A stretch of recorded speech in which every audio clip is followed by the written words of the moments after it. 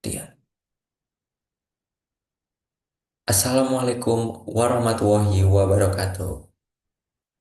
Kami dari kelompok Art Revision, mata kuliah Teori Peluang, Direktorat Telkom University Purwokerto dari kelas S1 Sains Data 0402. Di sini kami akan mempresentasikan tugas besar kami dalam melakukan penelitian dengan menerapkan distribusi Poisson dalam analisis frekuensi email masuk dengan studi kasus pada data harian di bulan Mei tahun 2025.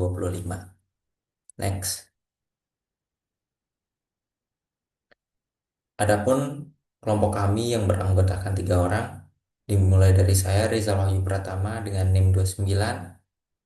Berikutnya ada Saudari Hulika Malkan dengan NIM 57. Dan yang terakhir itu ada Mikael Setiabudi dengan NIM 33. Next. Dalam presentasi kali ini ada pun outline yang akan kami bawakan mulai dari pendahuluan yang sedang berlangsung. Lalu nanti ada latar belakang juga di pendahuluan serta rumusan masalah hingga tujuan.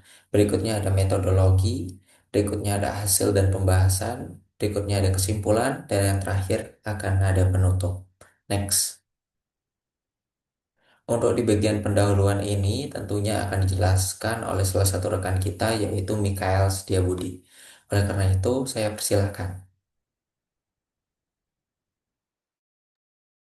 Baik, terima kasih untuk waktunya. Untuk penelitian, kita akan membahas tentang pendahuluan terlebih dahulu. Jadi untuk yang pertama, latar belakang. Perkembangan teknologi informasi mendorong peningkatan volume komunikasi digital, khususnya email, sehingga analisis pola kedatangan email menjadi penting untuk membantu organisasi dalam mengoptimalkan sumber daya dan efisiensi operasional. Salah satu metode yang dapat digunakan adalah distribusi Poisson, yaitu model probabilitas yang memprediksi jumlah kejadian dalam interval waktu tertentu dengan asumsi kejadian bersifat independen dan rata-ratanya tetap. Untuk studi kasus ini, memanfaatkan distribusi Poisson untuk menganalisis data email yang masuk selama bulan Mei 2025 dengan tujuan menemukan pola harian, memperkirakan kebutuhan kapasitas, serta mengantisipasi lonjakan email yang dapat mengganggu pengelolaan komunikasi. Berikutnya ada rumusan masalah. Di sini ada 3 rumusan masalah. Yang pertama, mendefinisikan dan memodelkan permasalahan kedatangan email menggunakan distribusi Poisson, lalu menentukan peubah acak yang tepat dan parameter distribusi Poisson yang sesuai untuk menggambarkan jumlah email yang diterima dalam periode harian yang dianalisis. Dan yang terakhir, menghitung nilai peluang terkait jumlah email yang masuk dalam periode waktu tertentu, serta menghitung nilai min dan variansi dari perubahan acak yang digunakan untuk menganalisis kedatangan email. Lalu untuk definisi permasalahannya, penelitian ini masalah yang ingin dipecahkan adalah bagaimana memodelkan jumlah email yang diterima setiap hari menggunakan distribusi Poisson dengan asumsi dasarnya adalah bahwa jumlah email yang diterima pada setiap hari bersifat acak, tetapi mengikuti pola yang dapat diprediksi berdasarkan rata-rata kedatangan email per hari. Ini memungkinkan kita untuk memanfaatkan distribusi Poisson dalam menghitung peluang dan menganalisis fluktuasi jumlah email yang diterima dalam periode tertentu. Mungkin itu untuk pendahuluan. Selanjutnya saya serahkan kepada Risa. Baik, setelah pendahuluan kita masuk ke bab berikutnya yaitu di bab metode. Di bagian ini tentunya akan dijelaskan oleh Saudari Hulika Malkan. Oleh karena itu langsung saja saya persilahkan. Baik, terima kasih atas waktunya. Di sini saya akan membahas bagian metodologi. Next. Nah, dalam melakukan penelitian, di sini kami melakukan beberapa langkah. Yang pertama, melakukan pengumpulan data, analisis deskriptif, kemudian metode Chi-square, kemudian ada penerapan distribusi Poisson, dan terakhir ada kesimpulan. Next. Untuk pengumpulan data, di sini kita menggunakan data jumlah pesan masuk atau email, email yang masuk setiap hari ke akun rwp4483@gmail.com yang kita catat secara manual untuk dijadikan dataset yang disimpan pada platform Microsoft Excel untuk membantu pencatatan. Jumlah pesan email ini dicatat sesuai dengan tanggal diterimanya email selama periode 1 Mei 2025 hingga 31 Mei 2025. Next. Nah, berikut ini merupakan data yang sudah kita masukkan ke dalam Microsoft Excel. Next. Selanjutnya, untuk analisis deskriptif, setelah membuat dataset secara manual, kita melakukan analisis deskriptif untuk menggambarkan distribusi data di mana akan menghitung rata-rata atau mean dan variansi dari jumlah email yang diterima selama periode waktu 31 hari. Next. Selanjutnya, sebelum masuk ke perhitungan Poisson, di sini kita menggunakan metode Chi-square yang digunakan untuk menguji apakah data jumlah email yang diterima per hari ini mengikuti distribusi Poisson atau tidak. Nah, uji Chi-square ini diperlukan untuk membandingkan frekuensi observasi yang diperoleh dari data nyata dengan frekuensi yang diharapkan berdasarkan distribusi dari distribusi Poisson. Next. Berikutnya ada penerapan distribusi Poisson dengan asumsi dasar distribusi Poisson adalah kejadian terjadi secara independen dengan rata-rata tertentu dalam periode waktu yang tetap. Nah, distribusi Poisson ini digunakan untuk memodelkan jumlah email yang masuk per harinya selama 31 hari dengan kejadian pesan email yang independen atau tidak dipengaruhi dengan email lain yang rata-rata dalam periode waktu tetap, yaitu 1 Mei 2025 sampai 31 Mei 2025. Next. Nah, selanjutnya di sini kita akan masuk ke pembahasan hasil dan perhitungannya. Next.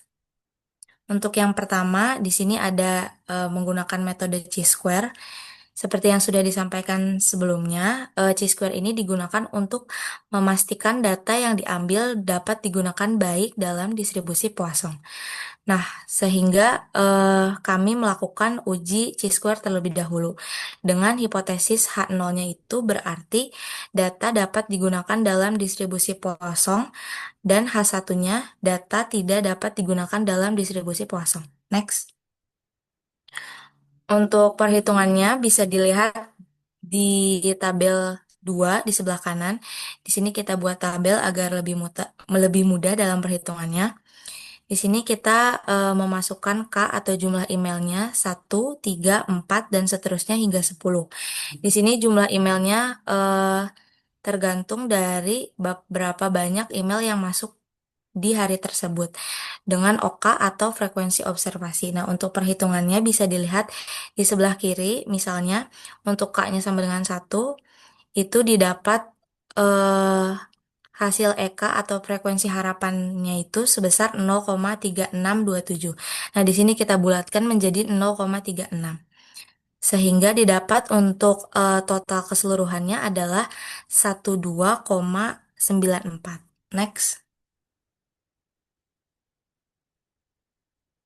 Nah, setelah menghitung Chi-square-nya, di sini kita akan menghitung derajat kebebasannya menggunakan tabel Chi-square. Di sini kita akan menghitung derajat kebebasan atau DK dengan rumus K min 1 min M. Dengan K-nya itu sebagai jumlah berdasarkan besaran email dan M-nya itu sebagai jumlah parameter yang kita hitung. Di sini K-nya ada 9 dikurangi 1 dan ada satu parameter. Jadi 9 dikurangi 1 dikurangi 1 sama dengan 7. Nah, di sini bisa kita lihat untuk DK-nya bernilai 7 dan taraf signifikansinya 5%, berarti didapat sebesar 14,017. Nah, maka dapat dilakukan perbandingan dengan nilai kritis 14,017 tadi dengan nilai statistik Chi-square atau Chi-square hitung yang sebelumnya itu sebesar 12,94 di mana nilai chi-square-nya ini berarti lebih kecil dibanding nilai kritis yang mengartikan bahwa hipotesis H0-nya itu diterima. Nah, dengan demikian, maka data email yang kita telah kumpulkan itu dapat digunakan untuk pemodelan distribusi Poisson dengan baik. Selanjutnya akan dijelaskan oleh Saudara Rizal, saya kembalikan. Baik, karena sudah dipastikan bahwa data yang telah dikumpulkan selama 31 hari terakhir di bulan Mei kemarin itu sudah dapat digunakan untuk distribusi Poisson, maka langsung saja kita menghitungnya. Mulai dari peubah acak X-nya dulu, di mana peubah acak dalam penelitian ini itu merupakan jumlah email yang diterima setiap harinya, di mana peubah acak ini digunakan nanti untuk menggambarkan peristiwa acak yang terjadi, yang kita anggap sebagai jumlah email yang masuk dalam interval waktu harian. Yang kedua itu parameter distribusi Poisson. Di sini kita menggunakan lambda sama dengan sigma atau sum xi per n. Dengan lambda itu merupakan rata-rata jumlah kejadian dalam periode waktu tertentu. Karena di sini kita 31 hari, maka lambdanya itu nanti rata-rata dari 31 hari tersebut. Lalu xi itu merupakan jumlah kejadian yang diterima pada hari ke i, dan n merupakan jumlah total periode yang dianalisis. Next. Nah, untuk berikutnya kita harus menghitung nilai min-nya dulu nih, atau biasanya kita menggunakan lambda dalam menggantikan min, gitu. Di sini kita sebut sebagai lambda saja ya. Nah, untuk menghitung lambda ini itu dengan cara sum xi per n. Nah, ketika kita menjumlahkan jumlah email yang masuk selama 31 hari itu sesuai data yang sudah ditunjukkan sebelumnya, jumlahnya adalah sebesar 195 dibagi N selama 31 hari, hasilnya adalah sekitar 6,29. Nah, sesuai dengan aturan dari Poisson, maka nilai dari min dan variansi itu harus sama atau setidaknya itu saling mendekati. Oleh karena itu, kita perlu menghitung dari variansi sampelnya. Nah, di sini karena kita menggunakan sampel hanya 31 hari, maka di sini kita menggunakan rumus S kuadrat sama dengan 1 per N min 1, sum dengan batas bawah I sama dengan 1 dan batas atasnya itu N, dengan XI min X pangkat 2. Maka diperolehlah nilai variansi sampelnya itu sebesar 6,21. Rekan-rekan bisa hitung manual nanti ya untuk membuktikannya. Nah, di sini kita dapat melihat bahwa gapnya itu sangat kecil, sekitar 0,08. Dan didukung dengan pernyataan dari perhitungan chi-square tadi, maka kami yakin bahwa data yang kami gunakan ini dapat digunakan dalam memodelkan dalam membuat model Poisson. Next. Nah, setelah mendefinisikan perubahan acak dan parameter dari distribusi Poisson, langkah selanjutnya adalah menghitung peluang menggunakan rumus distribusi Poisson. Rumus distribusi Poisson ini digunakan untuk menghitung peluang terjadinya suatu peristiwa. Misalkan di sini studi kasusnya adalah jumlah email yang diterima dari email rwp4483@gmail.com dalam periode rentang waktu tertentu. Di sini kita menggunakan 3 studi kasus. Yang pertama itu hitung peluang ada 7 email yang masuk dalam 1 hari. Lalu yang kedua, studi kasus peluang masuk email itu tidak lebih dari 5 email dalam 1 hari. Dan yang ketiga, peluang lebih dari 10 email yang masuk dalam selang waktu 4 hari. Langsung saja kita masuk ke perhitungannya. Nah, mulai dari yang pertama dulu nih. Hitung peluang ada 7 email yang masuk dalam 1 hari. Berarti PX sama dengan 7, karena K-nya di sini adalah 7. Dengan rumus PX sama dengan K, yaitu lambda pangkat K kali E min lambda, maka di sini kita langsung saja untuk memasukkan semua nilai-nilainya. Sehingga diperoleh peluang X sama dengan 7 adalah sekitar 0,1434, atau kita masukkan dalam persen yaitu sebesar 14,34%, sehingga peluang ada 7 email yang masuk dalam 1 hari itu peluangnya sebesar 14,34%. Next. Nah, untuk studi kasus yang kedua itu peluang tidak lebih dari 5 email dalam satu hari.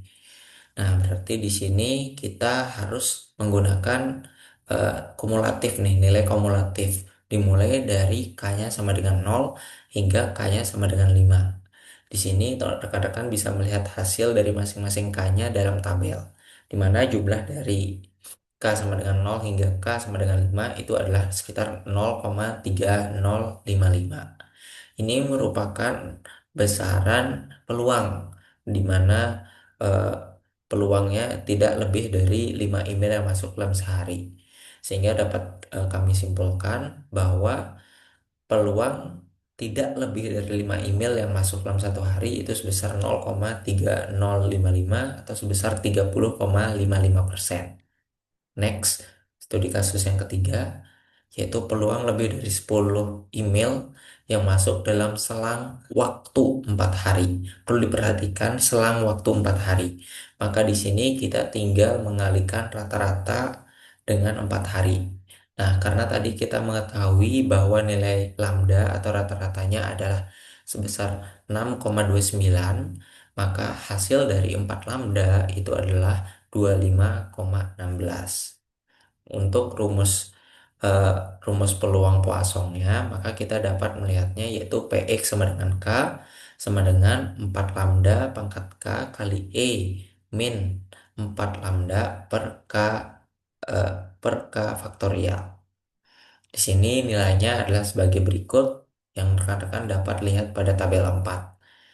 Nah, di sini kita tentunya mendapatkan angka yang sangat-sangat jauh, di mana mulai dari nilai K sama dengan 0 itu hasilnya adalah 1,859 kali 10 pangkat min 12. Ketika kita menjumlahkannya, maka kita mendapatkanlah hasil sebesar 0,0005 atau kurang lebih sebesar 0,05%. Nah, karena di sini kita ingin menghitung peluang lebih dari 10 email yang masuk dalam 4 hari, maka kita dapat menggunakan besaran peluang nih. Besaran peluang itu kan sama dengan selalu satu. Maka satu dikurangi peluang yang udah kita hitung tadi. Satu dikurangi 0,0005 hasilnya adalah 0,9995 atau ketika kita jadikan persen sebesar 99,95%. Nah, jadi peluang untuk masuk 10 email dalam 4 hari adalah 99,95% atau hampir 100% lah. Next. Nah, itu saja mungkin bagian dari pembahasan. Dan sekarang kita sudah masuk ke bagian terakhir, yaitu bagian kesimpulan. Next. Nah, kita dapat mengetahui bahwa rata-rata harian masuknya email dari bulan Mei studi kasus menggunakan email rwp4483@gmail.com itu sebesar 6,29. Karena email itu tidak mungkin dalam bentuk koma-koma atau bilangan bilangan berkoma, bilangan desimal, maka kita dapat menyimpulkan bahwa rata-rata email yang masuk dalam sehari itu adalah sekitar 6 email. Dari hasil penelitian, ini menunjukkan bahwa distribusi Poisson dapat dengan baik dalam memodelkan permasalahan dalam studi kasus email yang sesuai dengan definisi permasalahan yang telah dituliskan. Lalu ubah acak yang tepat dengan parameter yang sesuai tentunya dapat memberikan hasil yang baik dalam penggunaan distribusi Poisson.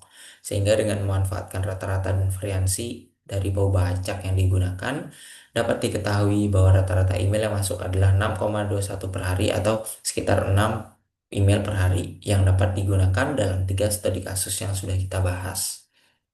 Mungkin itu saja yang dapat kami sampaikan dalam presentasi kali ini. Sebelumnya kami juga mengucapkan terima kasih kepada Ibu Atika selaku dosen di mata kuliah ini karena telah membimbing kami selama kurang lebih 1 semester ini. Semoga apa yang kami sampaikan dalam presentasi ini dapat memberikan dampak bagi rekan-rekan semua dan tentunya tanpa bantuan dari Ibu Atika kami tidak dapat membuat presentasi serta penelitian yang sebaik ini. Kami mohon maaf apabila terjadi kesalahan maupun kekurangan dalam presentasi serta penelitian kami. Akhir kata, Saya Rizal Wahyu Pratama mewakili Huli Kamalkan dan Mikael Setiabudi. Mohon maaf dan wassalamualaikum warahmatullahi wabarakatuh.